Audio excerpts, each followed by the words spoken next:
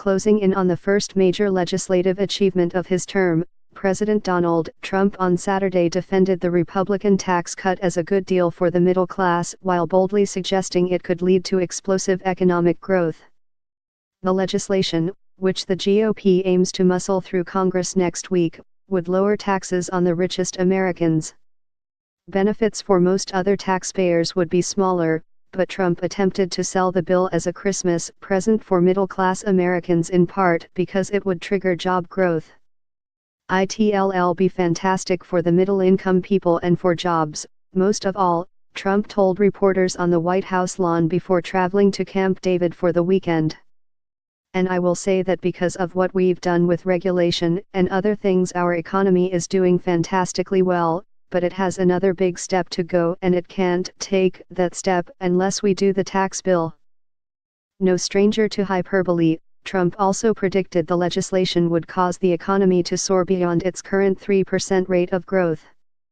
I think we could go to 4, 5, or even 6%, ultimately, the president said. We are back, we are really going to start to rock. Many economists believe that attaining consistent 4 or 5% annual growth would be challenging. The nation last topped 5% growth in 1984. The Republican plan is the widest-ranging reshaping of the tax code in 3 decades and is expected to add to the nation's $20 trillion debt. The tax cuts are projected to add $1.46 trillion over a decade. Under the bill, today's 35% rate on corporations would fall to 21%, the crown jewel of the measure for many Republicans.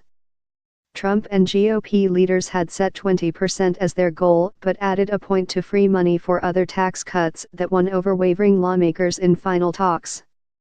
Republicans were joyful Friday as they finalized their tax plan, bridging differences between the House and Senate bills and moving another step closer to getting legislation to President Donald Trump by Christmas. Republicans also appear to, at least for now, have locked down the votes they need. Republicans were joyful Friday as they finalized their tax plan, bridging differences between the House and Senate bills and moving another step closer to getting legislation to President Donald Trump by Christmas. Republicans also appear to, at least for now, have locked down the votes they need.